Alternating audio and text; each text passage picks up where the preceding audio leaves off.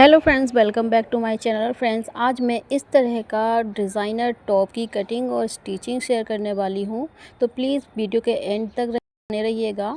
तो फ्रेंड्स, इसके लिए मैंने यहां पर 2 मीटर फैब्रिक लिया है और यह प्योर कॉटन का फैब्रिक है। इसे मैंने मीशो से बाय किया है। अगर आपको लेना है तो इसका लिंक आपको डिस्क्रिप्शन में मिल जाएगा। तो चलिए टाइम वेस्ट किए बिना हम वीडियो को स्टार्ट करते हैं। सबसे पहले हमें लंबाई में इस तरह से कपड़े को डबल फोल्ड करके रखना है और इसकी सबसे पहले जो कटिंग होगी वो चोली की होगी। तो हमें चोली के लिए इसमें से कपड़ा कट करके बाहर निकालना है। तो जितनी चोली की आपकी लंबाई रहेगी आप उसमें 1 इंच प्लस करके चोली कट करेंगे। तो यहाँ पर मेरी रेडी लेंथ रहेगी 15 इंच। 15 इंच में 1 इंच प्लस करके मैं 16 इंच पर चोली की कटिंग करने वाली हूँ। आप चाहें तो किसी भी साइज़ में इसे बना सकते हैं, बस आपको मेरे इंस्ट्रक्शन फॉलो करने पड़ेंगे। तो इसके लिए आपको फुल वीडियो वॉच करना होगा। तो फ्रेंड्स, यहाँ पर हमने चोली के लिए कपड़े को कट करके अलग निकाल लिया है। ये हमारे 2 पार्ट्स हो गए हैं। दोनों पार्ट्स को हमें इस तरह से 2 फोल्ड में रखना है और दोनों पार्ट्स हम अलग अलग करके 2 फोल्ड करेंगे इस तरह से। और उसके बाद हमें इन्हें एक दूसरे के ऊपर सेट करके रख लेना है। सबसे पहले किनारे पर एक सीधी लाइन बनाएंगे और उसके बाद हम यहाँ पर शोल्डर की मार्किंग करेंगे। शोल्डर लेंगे 7 इंच और 7 इंच हमने शोल्डर की मार्किंग कर देनी है। आर्म होल के लिए आधा इंच बढ़ाते हुए 7.5 इंच पर मार्क करना है। आगे से हम 6.5 इंच पर मार्क करेंगे क्योंकि ऊपर हमने 7 इंच का जो है शोल्डर लिया है। आधा इंच कम करके 6.5 इंच पर हमें यहाँ पर मार्क करना है। तो ये हमारा फ्रंट आर्म होल के अकॉर्डिंग रहेगा।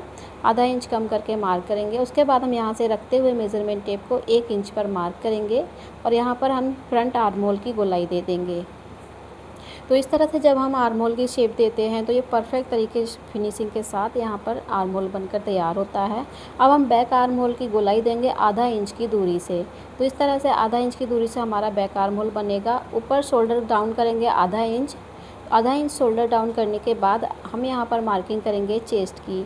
चेस्ट हमारा जितना भी है उसका चौथा भाग लेना है और मार्क कर देना है। मैंने यहाँ पर 9 इंच चेस्ट मार्क किया है। वेस्ट हमने यहाँ पर 8 इंच ली है, वेस्ट का चौथा भाग लिया है और 1 इंच हमने यहाँ पर एक्स्ट्रा मार्जिन ऐड कर देना है। आप चाहें तो एक्स्ट्रा मार्जिन यहाँ से 1.5 से 2 इंच भी रख सकते हैं। तो इस तरह से हमने चोली की मार्किंग की है। अब फ्रंट चोली में हमें यहाँ से ऊपर कर्व देना है। तो यहाँ पर 3.5 इंच पर मार्क करेंगे और स्केल की हेल्प से इस तरह से तिरछे में मिला देंगे। अब तिरछे में मिलाने के बाद यहाँ पर हल्की सी गोलाई देते हुए कर्व शेप दे देंगे। तो यहाँ पर हमारी ये फ्रंट चोली की मार्किंग हो गई है।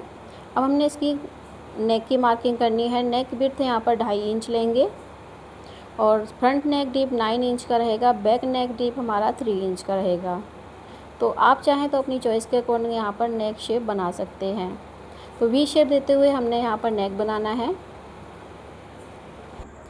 अब हम बैक नेक बनाएंगे। तो बैक नेक के लिए हमें बैक नेक का ब्रॉड जो है हमें सेम रखना है 2.5 इंच का और डीप आप अपनी चॉइस के अकॉर्डिंग ले लें। मैंने यहाँ पर 3 इंच का नेक डीप रखा है। इसका स्क्वायर बनाने के बाद राउंड शेप दे देना है इस तरह से और उसके बाद हमें इसकी कटिंग कर लेनी है। उसके बाद हमें चोली के दोनों पार्ट्स को एक साथ कट करना है।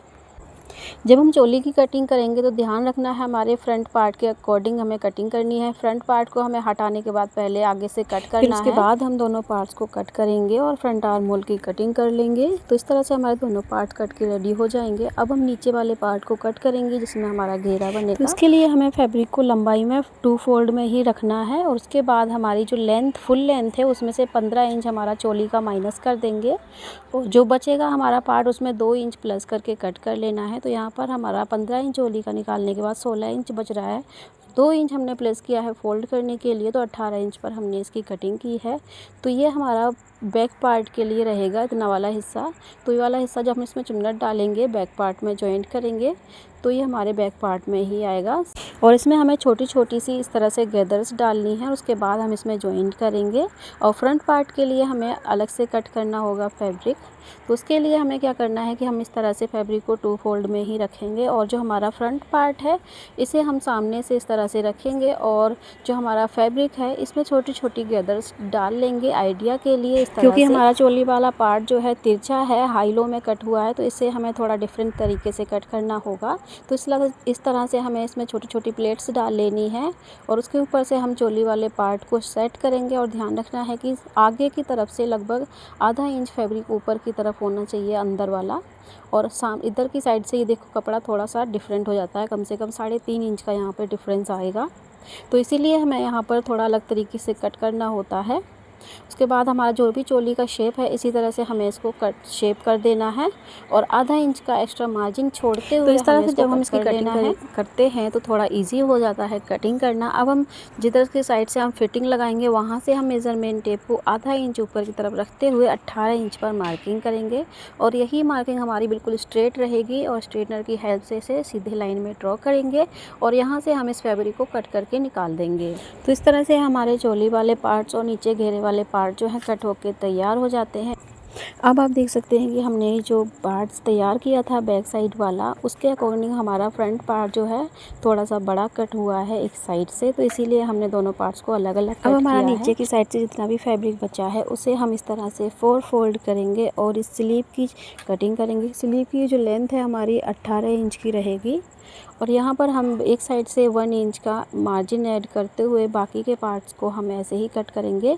इसमें हम 3.5 इंच का आर्म होल डाउन देंगे क्योंकि हमें इसमें शोल्डर में थोड़ी सी छोटी छोटी गैदर्स डालनी है, तो इसलिए हम थोड़ा सा लूज़ ही कट करेंगे स्लीव को।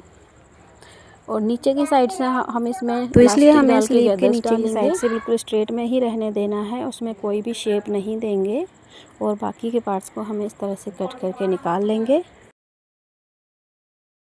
तो इस तरह से कटिंग कंप्लीट करने के बाद हम सबसे पहले बैक पार्ट में इस तरह से ओरेब में कट की हुई पट्टी लगाकर स्टिच करेंगे और फ्रंट पार्ट के लिए हमने यहाँ पर वी शेप में नेक कट किया है, बिल्कुल सेम साइज़ का 9 इंच लंबाई वाला।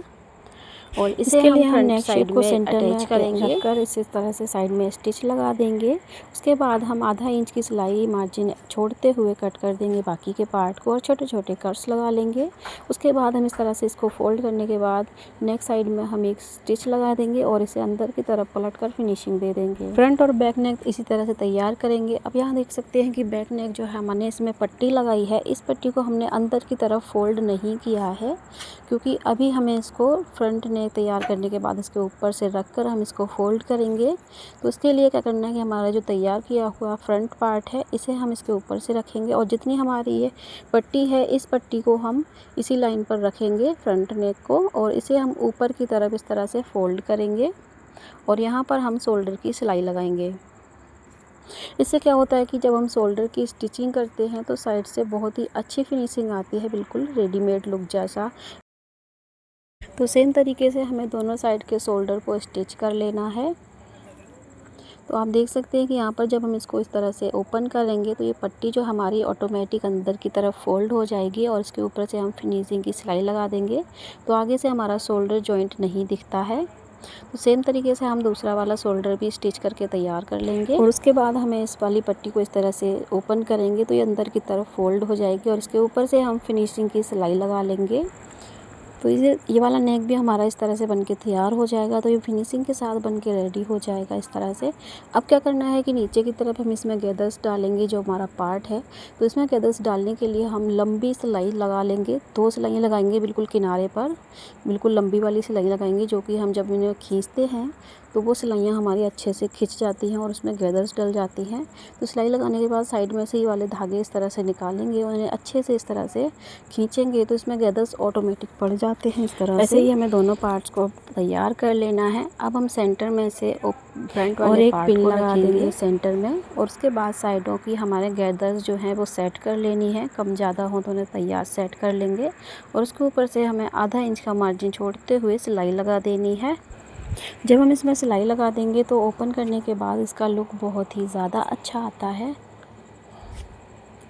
तो देखिए सिलाई लगाने के बाद इसका लुक बिल्कुल वैसा ही आएगा जैसा हमने इसको कट किया है। अब हम इसके बैक पार्ट को जॉइंट करेंगे, तो इसमें भी हमने सेम तरीके से गैदर्स डाल ली हैं। उसको रॉन्ग साइड में इस तरह से रखेंगे और आधा इंच की सिलाई मार्जिन छोड़ते हैं उसको स्टिच कर देंगे। स्टिच करने के बाद इसको हम ओपन करेंगे तो ये बिल्कुल स्ट्रेट में तैयार होगा इस तरह से। अब हम स्लीव को तैयार करेंगे, तो स्लीव को तैयार करने के लिए क्या करना है कि हम स्लीव के बॉटम साइड में ये पतली वाली इलास्टिक डालेंगे और इलास्टिक को डालने के लिए हमारे जो भी यहाँ पर मेज़रमेंट आएगा आगे की तरफ से, वही मेज़रमेंट की हमें इलास्टिक लेनी है। तो यहाँ पर मेरा मेज़रमेंट आया है 9 इंच। अब 9 इंच में हमें 1 इंच प्लस करके 10 इंच की इलास्टिक कट कर लेनी है। तो दोनों स्लीव्स के लिए हमें 10 इंच की इलास्टिक को कट करना है। अब हमें इसमें इलास्टिक डालने के लिए इसमें आधा इंच का नेफा तैयार करना है। आधा इंच को कपड़े को फोल्ड करेंगे और उसके ऊपर से हाफ इंच की और फोल्डिंग करेंगे। जितनी चौड़ी हमारी इलास्टिक है इतना चौड़ा हम इसमें गैप देते हुए उसको स्टिच करेंगे ताकि हमारी इलास्टिक इसके अंदर से इजीली पास हो पाए। तो इसमें हमने स्टिच लगा ली है। अब हम इसके अंदर इलास्टिक को डालेंगे, तो एक पिन लगाकर हमें इसके अंदर से इलास्टिक को पास करना है।